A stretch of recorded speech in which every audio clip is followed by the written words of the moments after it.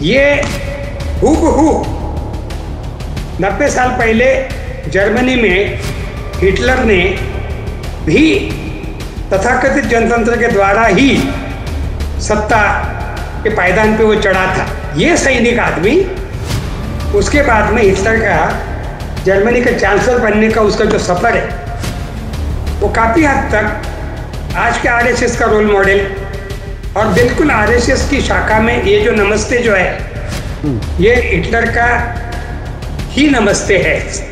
ये एनसीईआरटी का सिलेबस बदलने से लेके जो भी हमारे देश के जो अलग अलग जो भी एनआरसी अभी भले आज चर्चा में नहीं होगा, लेकिन ये सब के जड़ में अगर कोई है तो वो है संघ परिवार, आरएसएस। बाबरी मस्जिद ये उसमें का एक उनका एक पड़ाव है, वो एक ही नहीं है, उसके पहले भी बहुत कुछ है। तो पहला ग्राउंड रियलिटी ये है, सभी कम्युनल लोगों को मेरी प्रार्थना है, सभी बोल रहा हूँ मैं, खाली एक की तरफ इशारा नहीं है मेरा। तो इस मुल्क में रहने वाले 140 करोड़ आबादी के लोगों को जीने का एक एमिकेबल तरीका ढूंढना पड़ेगा, और वो तरीका रामनवमी में दंगा करके, वो तरीका किसी जुलूस के ऊपर हमला करके, वो तरीका किसी मस्जिद को गिरा के, वो तरीका किसी मंदिर को लोगों की छाती पे मूंग दल के करके नहीं हो सकता है। वो तरीका जीवो और जीने दो की ही सूत्र के आधार पे हो सकता है। सभी चीज़ों को मिला के मैं प्रार्थना करूँगा कि हे सद्बुद्धि दे, इस मुल्क के 140 करोड़ लोगों को आप विश्व के किसी युद्ध में नहीं मार सके हैं। रामायण महाभारत का भी आंकड़ा इतना नहीं है, और गुजरात और भागलपुर का तो बिल्कुल भी नहीं हो सकता है। ये करके जिंदगी नहीं जी सकती।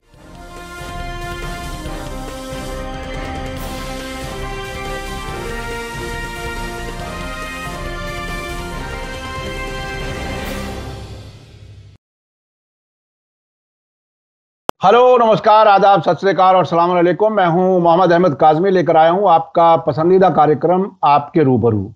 आज का प्रोग्राम काफी अहम होने जा रहा है। आज हम एक नए मेहमान से मिल रहे हैं, बहुत ही तजर्बेकार, गांधीवादी, अम्बेडकराइट और डेमोक्रेसी के लिए काम करने वाले। मैं थोड़ा सा पहले मेहमान के बारे में बता देता हूं, इश्यूज क्या बात करेंगे उस पर बात करेंगे। मेरे साथ आज खास मेहमान हैं नागपुर से डॉक्टर सुरेश खैरनार साहब।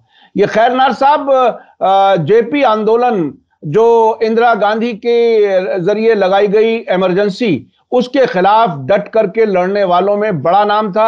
आप जेल गए थे।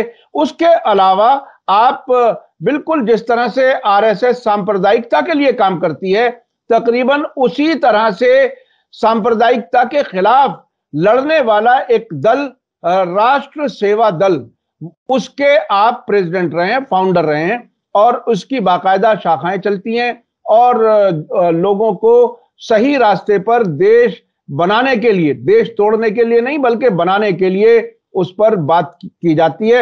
इसके अलावा आपने भागलपुर में जो 1989 में दंगे हुए थे, उसके बाद अपना मेडिकल प्रोफेशन छोड़ करके पूरी तरह से सांप्रदायिकता के खिलाफ एक तरह से डटने का काम किया, सोशल एक्टिविस्ट के तौर पर अपना काम आगे बढ़ाया, और बहुत ही मजबूती से अपनी बात कहते हैं। बहुत सी किताबें आपने लिखी हैं दलित और आदिवासी इश्यूज पर, बहुत से हजारों की तादाद में आप आर्टिकल्स लिख चुके हैं।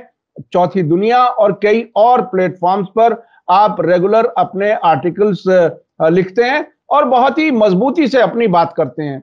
ये हमारी खुशकिस्मती है कि डॉक्टर सुरेश खैरनार साहब से आज मुलाकात का मौका मिला है। आज जिन इश्यूज पर हम बात कर रहे हैं वो है आरएसएस के जरिए, बीजेपी की सरकार के जरिए जो बच्चों को जो किताबें पढ़ाई जाती हैं स्कूल में, सिलेबस जिसे कहा जाता है, उसमें हिस्ट्री को, इतिहास को बदलने की जो कोशिश हो रही है। अभी पिछले दिनों आपने देखा कि कई ऐसी खबरें आई हैं कि एनसीईआरटी की किताबों से गांधी जी के सिलसिले में जो वो भारत को, हिंदू मुसलमान को एक साथ जोड़ने की बात करते थे, उससे आरएसएस को परेशानी होती थी। आरएसएस को कई बार उस पर पाबंदी लगाई गई। और बहुत सी ऐसी चीजें जिसको वो किताबों से हटा रहे हैं ताकि आने वाली नस्लों को आरएसएस की सच्चाई मालूम ना हो। आखिर क्या प्लान है?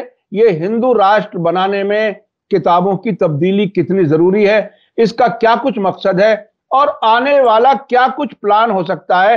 लंबे अरसे से डॉक्टर सुरेश खैरनार साहब आरएसएस की एक्टिविटीज को, उनके दिमाग को पढ़ते हुए, समझते हुए अपनी जिंदगी गुजार रहे हैं और उसके खिलाफ मजबूती से अपनी बात रख रहे हैं। जहां जहां तक बात पहुंच सके आप उसे पहुंचाने की कोशिश करते हैं।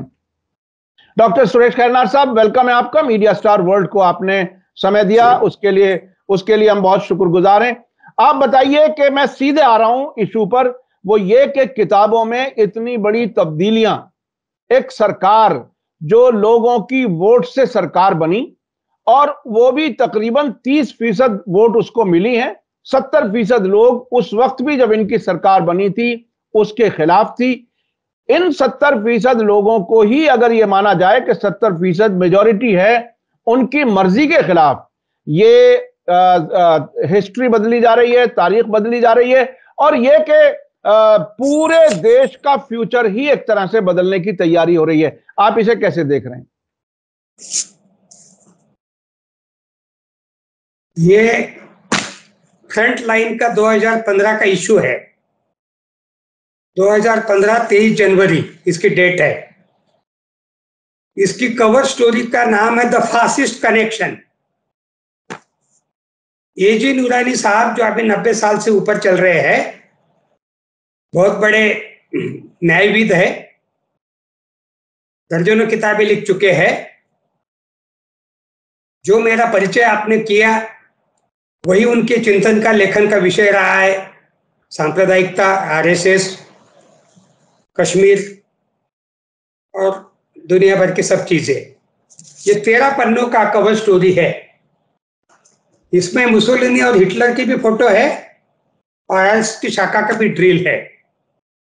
आपने जिस 30% की बात की, हिटलर को भी डूमा में पहुंचने के लिए लगभग इतना ही प्रतिशत जर्मनी के लोगों ने दिया था, लेकिन वो भी तिकड़मबाजी करके, जिस हिंडनबर्ग रिपोर्ट का आप बार बार अभी नाम सुन रहे, वो एक्चुअल हिंडनबर्ग नाम का एक फील्ड मार्शल था जर्मनी का। ये हिंडनबर्ग नाम का कोई आदमी नहीं है अमेरिकन, इसने वो नाम लिया है।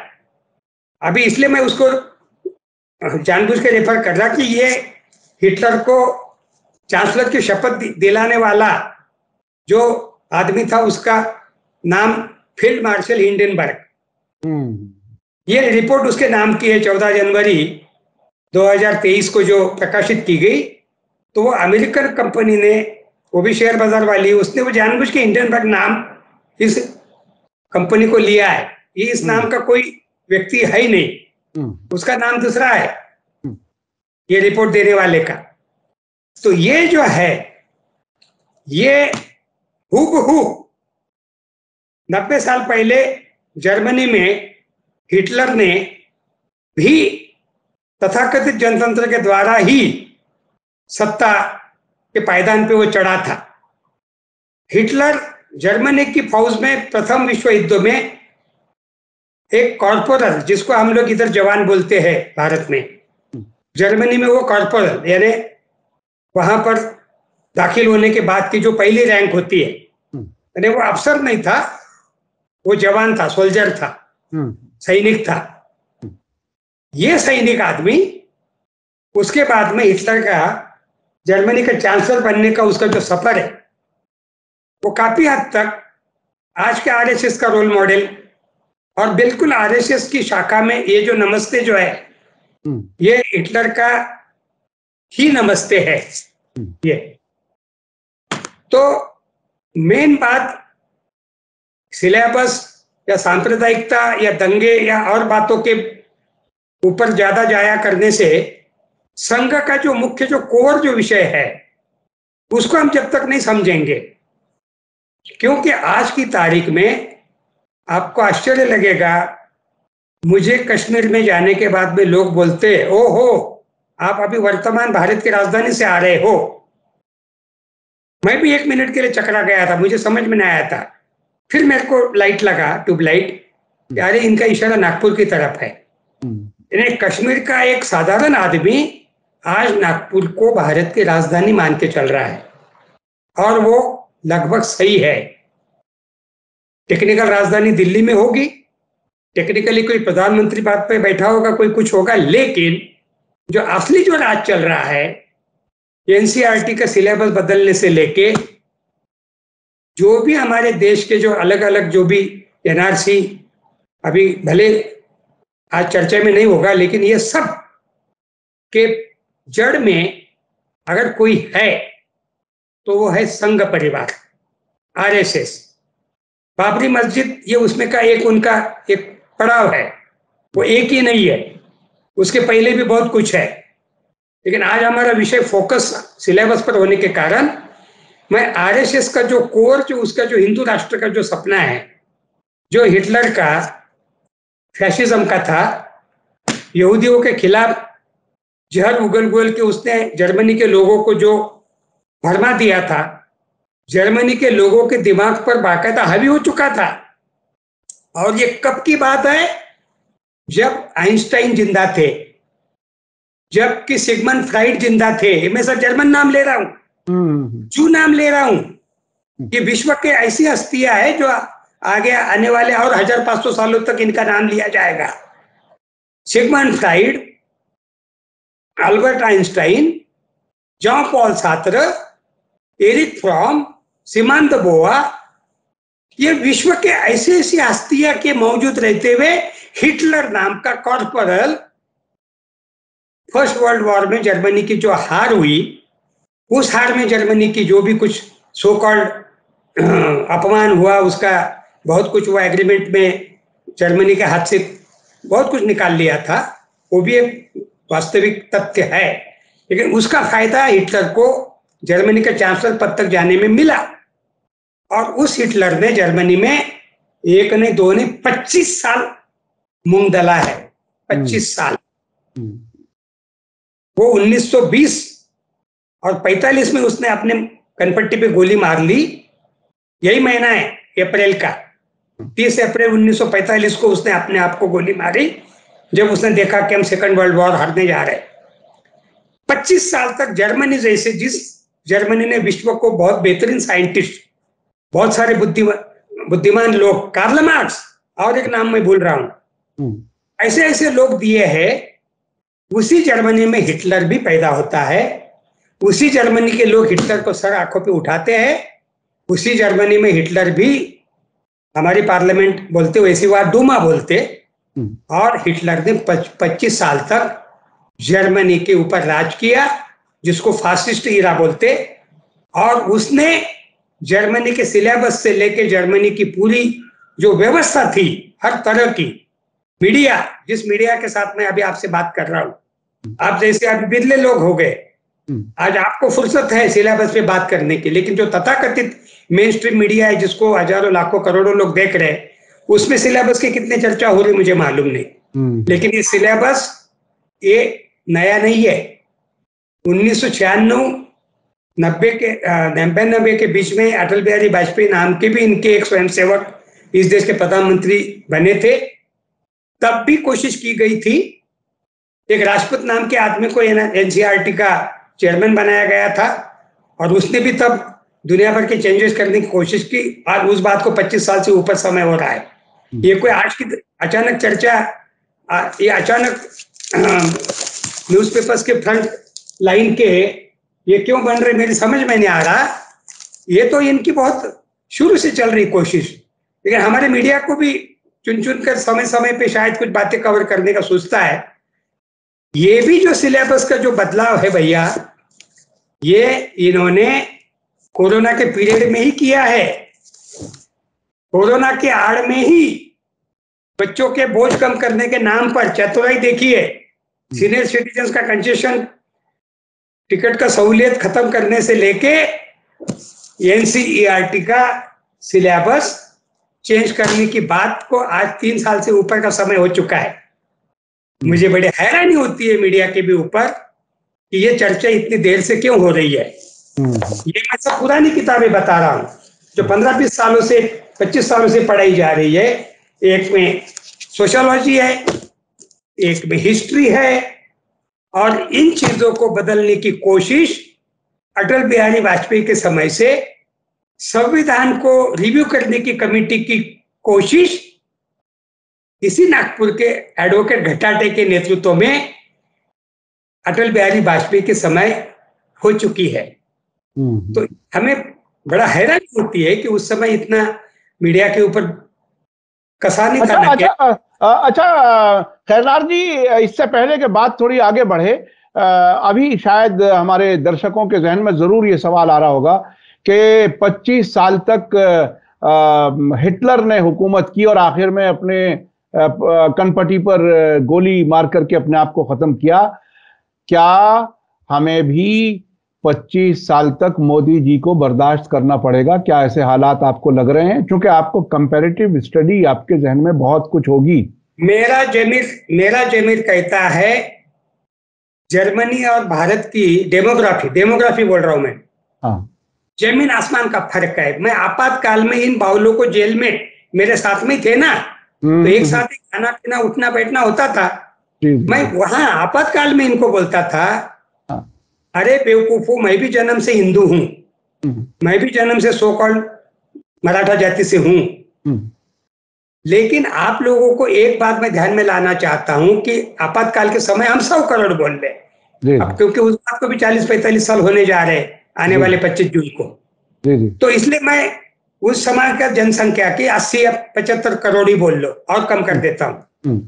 इसमें मैंने कहा कि आप लोगों की कितनी बड़ी दिक्कत यह है कि 15 से 20 करोड़ के आसपास हिंदू के बगैर लोग हैं, यानी 1/4 मुल्क आज भी, और तब भी हिंदूतर, हिंदुओं के अलावा आपको कोई आजमी अच्छा लगे या न लगे, उसकी गाड़ी पसंद आए ना आए, लेकिन झक मार के वो आप ही के साथ में रहने वाला है, मरने वाला है, वो कहीं नहीं जाने वाला। आप भागलपुर कर लो, आप गुजरात कर लो, मालेगांव, जो कुछ कर लो, ग्राउंड रियलिटी यह है कि इस मुल्क की आज 140 करोड़ आबादी, नरेंद्र मोदी बोल रहे, मैं नहीं, क्योंकि सेंसस किया नहीं है, इसलिए मैं अपने तरफ से नहीं कह रहा हूं कि प्रधानमंत्री पद का आदमी जब कह रहा है 100 करोड़ 140 करोड़, इवन संसद में भी अदानी को लेकर मेरे पीछे 140 करोड़ लोगों का सपोर्ट है। मैंने लिखा 140 करोड़ कैसे बोल रहे नरेंद्र भाई, क्योंकि 140 करोड़ में गिन के 40 करोड़ आपके साथ में नहीं है, और आपके हिसाब से अगर 30% आप अगर काउंट कर रहे तो मैं तो फिर 70% की तरफ जाऊंगा, लेकिन वो छोड़ दीजिए। ऐसे ही डेमोग्राफी के हिसाब से मैं बोलता हूं कि 30 से 35 करोड़ के आसपास मुसलमान, 2 से 3 करोड़ के आसपास सिख, क्रिश्चियन, ये पूरा एक मैं मोटा मोटी आंकड़ा बता रहा हूं जो इस देश का 1/4 के आसपास का आंकड़ा निकलता है, और ये यूरोप अमेरिका से ज्यादा है। तो ये आपको अच्छे लगे न लगे, उनका नाक नक्श आपको पसंद आए ना आए, लेकिन ये रहने वाले यही है, और इनको कोई लेने वाला भी नहीं है। मैं इंडिया पैलेस्टाइन सॉलिडरी फोरम का प्रेसिडेंट हूं, 2 बार फिलिस्तीन की यात्रा पे गया हूं, इराक, सीरिया, गाजा, अफगानिस्तान, पूरा जिसको ये तथाकथित मुस्लिम एरिया बोलते, सबकी खाकशानी है पैदल, एक सवा महीना, और 30 से 35 साल रहे हुए मुसलमानों को वहां नागरिकत्व नहीं मिला है, नौकरियां करके या काम धंधा करके वापस ही आना पड़ा है। ये ग्राउंड रियलिटी है। या सीतापुर के या बहरमपुर या कहीं और आगरा के मुझे कराची में या किसी पेशावर में या किसी लाहौर में जब मिलते हैं, खैरनार साहब मेहरबानी करके एक मौका दीजिए हमको इंडिया आने का, हमारे पुरखे वहां के आए हैं।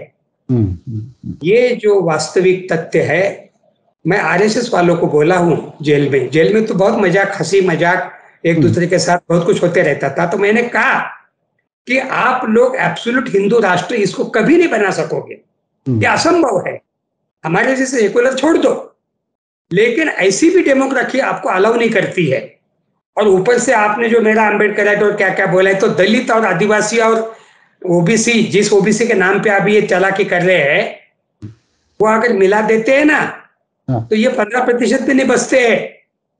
गवर्नर और ब्राह्मण मिला के 15 से 20 या 25 भी मैं खींच के ले जाता हूं, तो 1/4 सवर्ण आबादी और 75% या 3/4 पिछड़ों की, मुसलमान, अल्पसंख्यक, आज गुड फ्राइडे भी है, उस बहाने में क्रिश्चियन भाइयों को भी मुबारकबाद देना चाहता हूँ, आज उनके लिए बहुत बड़ा पवित्र दिन है। तो ये सब चीजें को, जिसकी जनसंख्या देखिए, कश्मीर सिर्फ 1 करोड़ का है, ईरान 7.5 करोड़ का है, जो महाराष्ट्र से भी 3.5-4 करोड़ कम है। जिस इराक की बार बार चर्चा होती है, वो इराक 3 करोड़ भी नहीं है, सीरिया 3 करोड़ का है। मतलब विश्व के कई मुल्कों की सबकी आबादी भी इकट्ठा कर लेते तो भी भारत के मुसलमानों की आबादी को आपको स्वीकार करना पड़ेगा। और ये आबादी आजादी के बाद से, बंटवारे के बाद से लगातार, वो कुछ नहीं, वो बढ़ गई वगैरह, ये सब बकवास है। आप डेमोग्राफी देखोगे, पूरा सेंसस का रिकॉर्ड देखोगे तो सब आपको पता चल जाएगा। लेकिन आपको मुसलमानों के साथ, आप क्रिश्चियनों के साथ, आपको अल्पसंख्यक समुदाय के साथ जीने का एक एमिकेबल सॉल्यूशन निकालना पड़ेगा।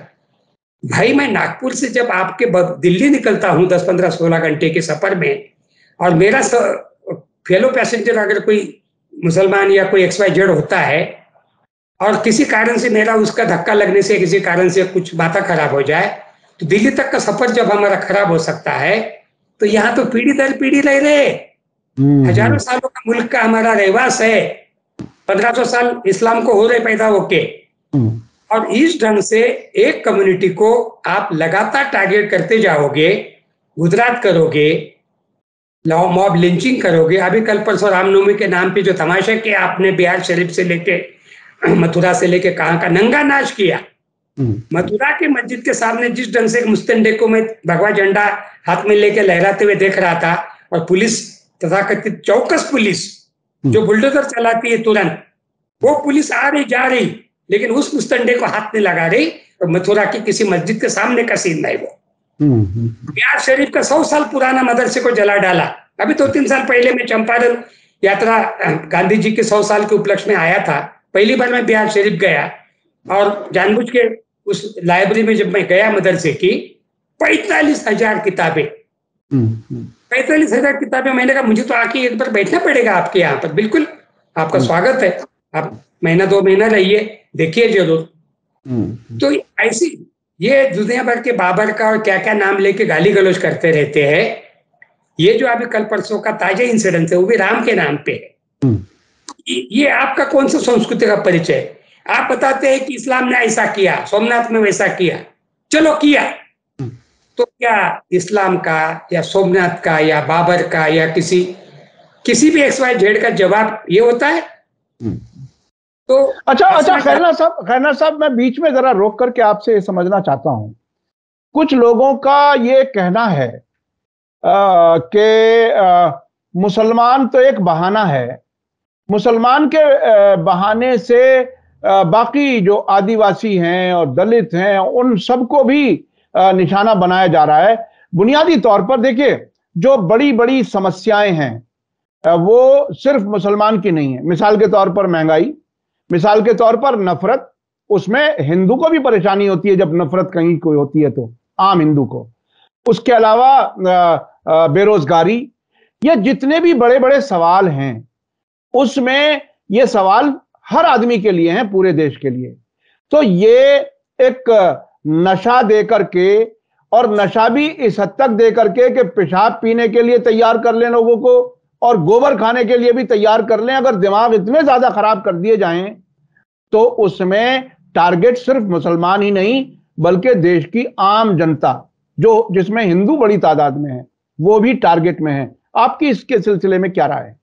डॉक्टर राम मनोहर लोहिया की 40 पन्नों की एक किताब है, उसका नाम है हिंदू बनाम हिंदू।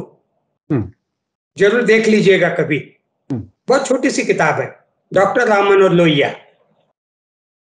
ये उसी हिंदी पट्टी से अकबरपुर के पैदाइश थे, उत्तर प्रदेश के। कभी फैजाबाद भी उनका कार्यक्षेत्र रहा है, डॉक्टर राम मनोहर लोहिया ने अपनी 40 पन्नों की छोटी सी पुस्तिका में हिंदू बनाम हिंदू नाम की पुस्तिका में शुरुआत ही की है। आरएसएस 5000 साल बोलते रहता है, अपन 5000 मान ले। 5000 साल कर्मठ हिंदू लोहिया की भाषा में, और उदार हिंदू, वो कहते हैं संकीर्णता की और उदारता की लड़ाई 5000 साल से लगातार जारी है। और इतिहास के क्रम में ये कभी हारना जीतना जारी रहा। आज की तारीख में लोहिया की भाषा में जब आपने महंगाई की बात की, जब आपने बेरोजगारी की बात की, जब आपने आम सवाल महंगाई से लेकर दुनिया भर की बातें की, तो लोहिया की भाषा में ये जो हिंदू बनाम हिंदू वाला जो मामला है, जिसमें सबसे ज्यादा पिसा जा रहा है, खाली मुसलमान को महंगाई की आंच नहीं है, खाली क्रिश्चियन को सिलेंडर 1100-1500 रुपए का नहीं लेना पड़ रहा है, सभी को लेना पड़ रहा है। तो ये जो पूरा जो आज के दौर में जो पिसा जा रहा है, जो कार्ल मार्क्स की भाषा में अफीम शब्द इस्तेमाल किया था उन्होंने, मुझे उस समय हंसी आती थी कि क्या बोल रहे कार्ल मार्क्स। लेकिन आप अभी जिन आम सवालों की तरफ जब ध्यान खींचा है आपने, जो मैंने भागलपुर दंगे से बोलना शुरू किया था कि आने वाले 50 साल की भारतीय राजनीति का केंद्र बिंदु सिर्फ पश्चिम सांप्रदायिकता रहेगा, जिसमें बेरोजगारी, जिसमें महंगाई, जिसमें विस्थापन, ये सब चीजें, शिक्षा, स्वास्थ्य, जो भी हर तरह की बात इरिलेवेंट हो जाएगी। अब रामनवमी में ये जो उद्यम मचाने वाले लोग हैं, हनुमान जयंती में या भागलपुर या कभी गुजरात में भी जो भी कांड करने वाले लोग रहे, ये कौन है? अभी आपके पहले मैं किसी एक संपादक से बात कर रहा था, ये मेजॉरिटी तथाकथित पिछड़ी लोग हैं, और बाकायदा आरएसएस के लोगों का छाती ठोक के आर्टिकल है कि थैंक्स गॉड महाराष्ट्र में पैदा हुए आंबेडकर फूले, लेकिन गुजरात में उसका कुछ भी नहीं असर हुआ। गुजरात के ओबीसी, गुजरात के दलित, गुजरात के आदिवासी बखूबी दंगों में हिस्सा लिए। तो मैंने आगे जाके बोला उन्हीं लिखने वालों को जवाब दिया, आप मुगालते में मत रहिए, ये हाथ आपकी तरफ भी आ सकते, ये ध्यान में रखिए, ये इतिहास का चक्र है। जब आपने ये शुरू किया है तो आप मशरूफ नहीं हो, ये हाथ आपकी भी गली की तरफ आ सकते हैं, आपका भी घर का दरवाजा खटखटा के, आपकी भी खिड़की के कांच तोड़ के घुस सकते, ये भी ध्यान में रखो। ये मैंने भागलपुर में भी बोला, ये मैंने बड़ौदा, सूरत, अहमदाबाद, सोमनाथ में भी बोला, और बोलते जा रहा हूँ, लगातार लिखते जा रहा हूँ। जी डॉक्टर सुरेश खैरनार साहब, जो बात आपने कही कि ये हाथ आपके गरेबान पर भी आ सकता है, ये बात पहले भी 80s में 90s में महसूस की जाती रही है। जब जब दंगे हुए, सांप्रदायिक दंगे, उसमें अक्सर दलितों को और जो पिछड़े वर्ग के लोग हैं उनको आरएसएस वाले इस्तेमाल करते रहे हैं मुसलमानों के खिलाफ। लेकिन बीच में जब बीएसपी वगैरह बनी तो तब उनका कहना था कि नहीं ऐसा नहीं है, अब हम अपने लोगों को संभाल रहे हैं, समझा रहे हैं, ऐसा नहीं है। तो ये जो बात आपने कही कि ये गरेबान, आपके गरेबान पर हाथ जा सकता है, तो अभी हम मुसलसल देख रहे हैं कि देश भर में ऐसे वाकयात भी आ रहे हैं कि हिंदू को मुसलमान समझ करके मार दिया जा रहा है। मैं बैतुल के एक ऐसे वकील को जानता हूं जिसके चेहरे पर दाढ़ी है, और उसको पुलिस ने मार पिटाई की, और उसके बाद पुलिस ने खुद आकर के उनसे एक तरह से मामला निपटाने के लिए जब बात की तो ये कहा कि आपको मुसलमान समझ करके पीटा गया है। तो अब इस वक्त की क्या हालत है?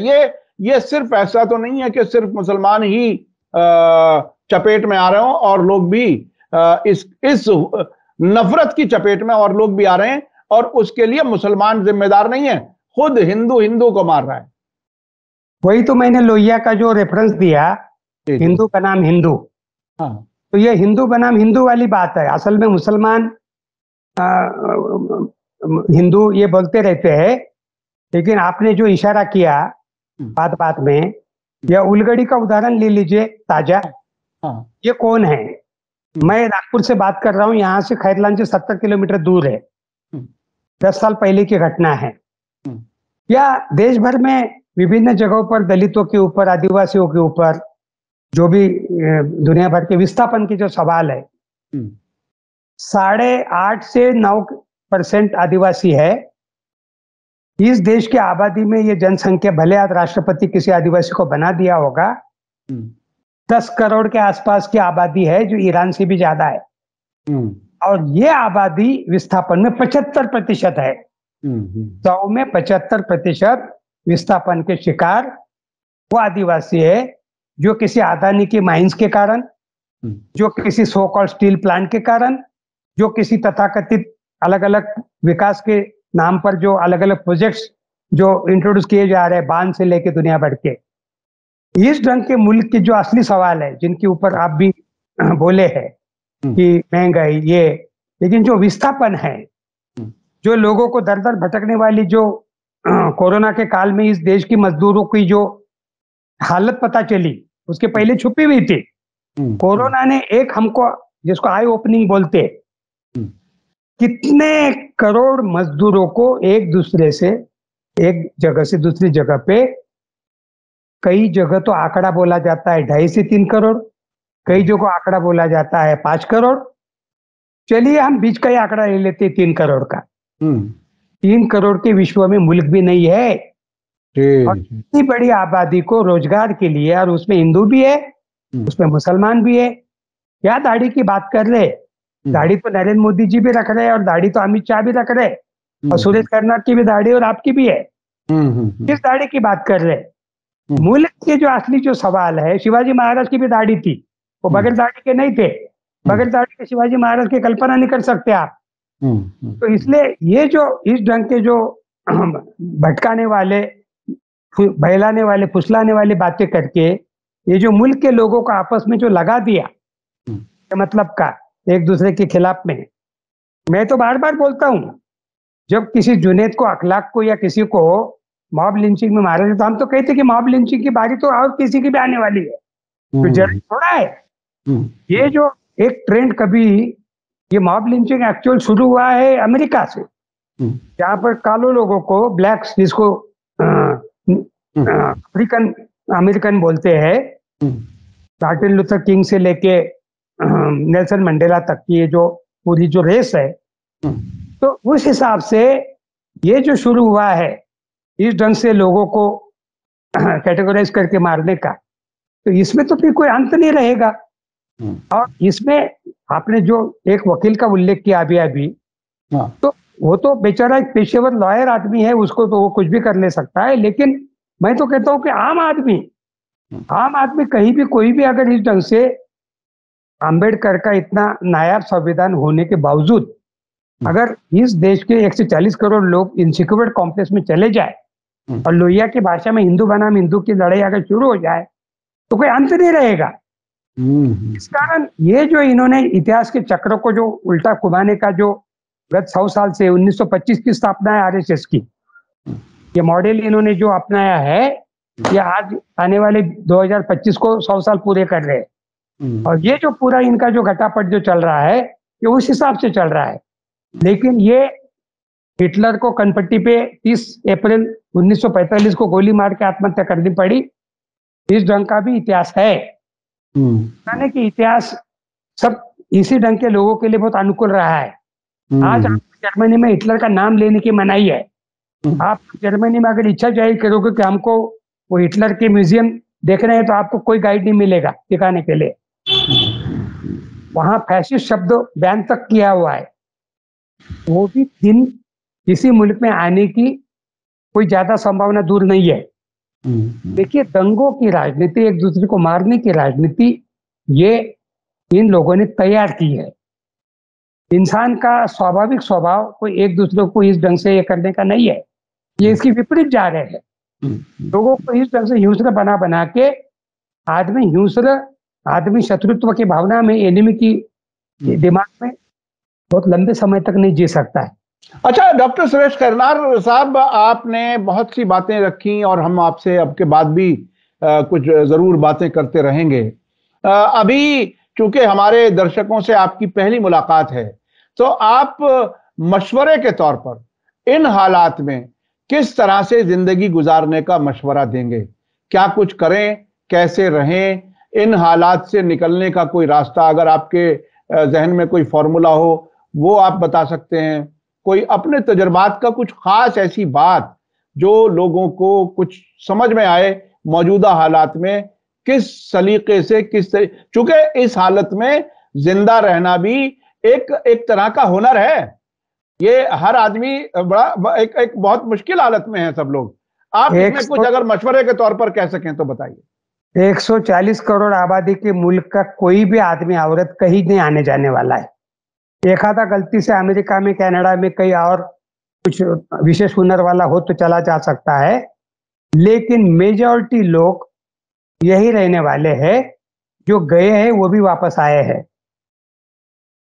तो पहला ग्राउंड रियलिटी ये है, सभी कम्युनल लोगों को मेरी प्रार्थना है, सभी बोल रहा हूं मैं, खाली एक की तरफ इशारा नहीं है मेरा। तो इस मुल्क में रहने वाले 140 करोड़ आबादी के लोगों को जीने का एक एमिकेबल तरीका ढूंढना पड़ेगा, और वो तरीका रामनवमी में दंगा करके, वो तरीका किसी जुलूस के ऊपर हमला करके, वो तरीका किसी मस्जिद को गिरा के, वो तरीका किसी मंदिर को लोगों की छाती पे मूंग दल के करके नहीं हो सकता है। वो तरीका जीवो और जीने दो की ही सूत्र के आधार पे हो सकता है। बहुत लंबे समय तक आप सांप्रदायिकता की राजनीति, ध्रुवीकरण, पोलराइजेशन करके नहीं चल सकते। ये चंद दिनों की बात है, लेकिन लंबे समय तक जब आप 5000 या 10,000 साल पुराना इतिहास बताते हो, तो ये इतिहास इस ढंग से आप सांप्रदायिकता के दंगों की राजनीति में लेके कहीं नहीं पहुंच सकते हैं। इस देश का जो विकास हुआ है, इस देश की जो कला विकसित हुई है, इस देश के जो मॉन्यूमेंट्स बने हैं, वो सब शांति के काल के हैं, वो युद्ध के नहीं है। ये इस देश का जो संगीत है, इस देश की चित्रकारिता है, इस देश का जो भी कुछ है, जिसको हम क्रिएशन बोलते हैं, रचना बोलते हैं, निर्माण बोलते हैं, ये सब शांति की काल की देन है। और ये गौतम बुद्ध का मुल्क है, ये महावीर का मुल्क है, ये महात्मा गांधी का मुल्क है। आप किसी पाठ्यक्रम से गांधी जी की हत्या की बात हटा दो, आप किसी किताब से, आप किसी इससे हटा दो, कोई फर्क नहीं पड़ने वाला है। 125 से ऊपर मुल्कों के विद्यापीठों में महात्मा गांधी पढ़ाए जाते हैं।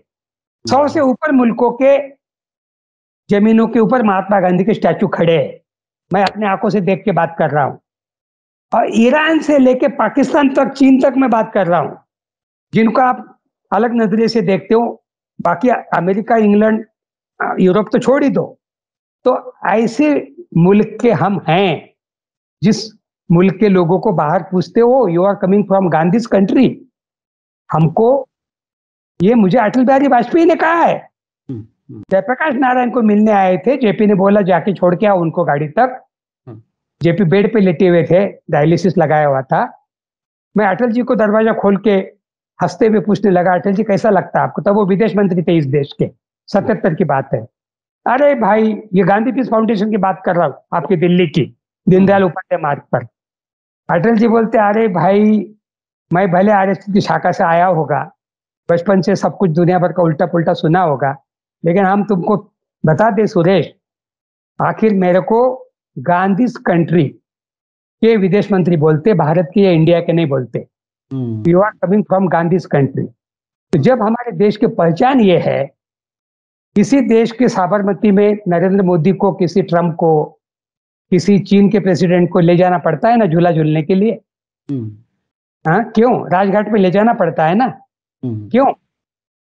ये जो हमारे देश की जो विरासत है, जिसके नाम से इस राष्ट्र को पहचाना जाता है, आप उसको सिलेबस से, आप उसको किसी पाठ्यक्रम से निकाल के, हालांकि ये उनकी एक शर्म भी है, क्योंकि मारने वाला आरएसएस की शाखा का प्रोडक्ट था, और मारने के षड्यंत्र करने वाली जमात भी आरएसएस की थी, और आरएसएस को बैन भी लगाया गया था फरवरी से। 30 जनवरी की गांधी की हत्या की डेट है, और फरवरी की 2 या 3 तारीख से वल्लभ भाई पटेल ने, जिनका कोशिश कर रहे 300 फीट के ऊपर का स्टैचू बना के, लेकिन उसी सरदार वल्लभ भाई पटेल ने बैन भी किया हुआ है। ये सब आप इतिहास से नहीं मिटा सकते हैं, आप किसी लेसन से हटा सकते हैं, आप किसी कागज से ये करके निकाल दे सकते हैं, लेकिन विश्व के इतिहास में the man who killed Gandhi, ये सब मौजूद है, अमेरिका से लेकर विश्व के पटल पर। इसलिए इनके ये जो नादान कोशिशें जो चल रही है, बेमतलब का पाठ्यक्रमों को ये करने की, छेड़ने की ये कोशिशें कभी कम्युनिस्टों ने भी की है, रशिया में, पोलैंड में, और कभी फासिस्ट लोगों ने इटली और जर्मनी में भी की है। आज इटली जर्मनी को उनके नाम लेने की भी शर्म आती है। मैं आज इस बहाने गुजारिश करूंगा इंडियन एडिशन ऑफ फैसिस्टों को कि उनको प्रभु रामचंद्र का अभी रामनवमी हुआ, हनुमान जी का कल ही हुआ, और आज हम गुड फ्राइडे के दिन बात कर रहे हैं, रमजान के महीने में बात कर रहे हैं। सभी चीजों को मिला के मैं प्रार्थना करूंगा कि हे सद्बुद्धि दे, इस मुल्क के 140 करोड़ लोगों को आप विश्व के किसी युद्ध में नहीं मार सके हैं। रामायण महाभारत का भी आंकड़ा इतना नहीं है, और गुजरात और भागलपुर का तो बिल्कुल भी नहीं हो सकता है। ये करके जिंदगी नहीं जी सकते, जिंदगी जियो और जीने दो की है, और ये करके आप चलोगे। पसमानदा की बात क्यों करनी पड़ रही है आप? गडकरी को कल मैंने सुना सावरकर के बहाने, हम सांप्रदायिक नहीं है, हम जातिवादी नहीं है, क्यों कहना पड़ रहा? अरे आरएसएस की शाखा स्थापना ही मूलतः हिंदू राष्ट्र के लिए जब बनाई, अभी आप इतनी उदारता की भाषा क्यों बोल रहे? जब आपके ग्राउंड रियलिटी, जो मैं आपातकाल में जेल में बोलता था, ये 140 करोड़ आबादी का मुल्क है, इसमें से कहीं कोई जाने वाला नहीं है, और ये मुल्क किसी के एक के बाप की जागीर नहीं है, ये सबकी है। और इसलिए इस मुल्क में जो पैदा हुआ वो यही रहेगा और यही मरेगा, यही दफनाया जाएगा। धन्यवाद। बहुत बहुत शुक्रिया जनाब सुरेश खैरनार साहब, आपने मीडिया स्टार वर्ल्ड के लिए समय निकाला, उसके लिए हम शुक्रगुजार हैं। आपसे बहुत सी बातें सीखने समझने को मिली। मैं समझता हूं हमारे दर्शक भी आपकी बातों को तवज्जो से सुनेंगे, और ये बात आरएसएस के लोग जो नफरत की बात करते हैं उन्हें भी समझाने की है कि ये देश जो इतने लोगों का है, 140 करोड़ का जो आप कहते हैं, ये कोई कहीं जाने वाला नहीं है। इसलिए सिर्फ और सिर्फ मोहब्बत के साथ ही साथ में रहने का और देश को आगे बढ़ाने के अलावा कोई और रास्ता नहीं है।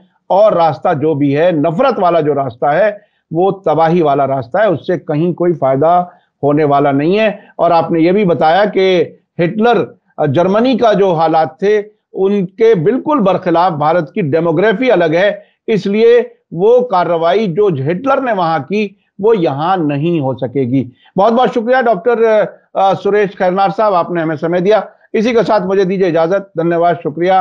जय भारत, जय हिंद। मीडिया स्टार वर्ल्ड की और वीडियो देखने के लिए हमारे चैनल को सब्सक्राइब करें और सीधे नोटिफिकेशन पाने के लिए बेल आइकन दबाएं। और अगर हमारी खबर सच्ची और अच्छी लगे तो अपने व्हाट्सएप, इंस्टाग्राम, फेसबुक और ट्विटर अकाउंट पर जरूर शेयर करें।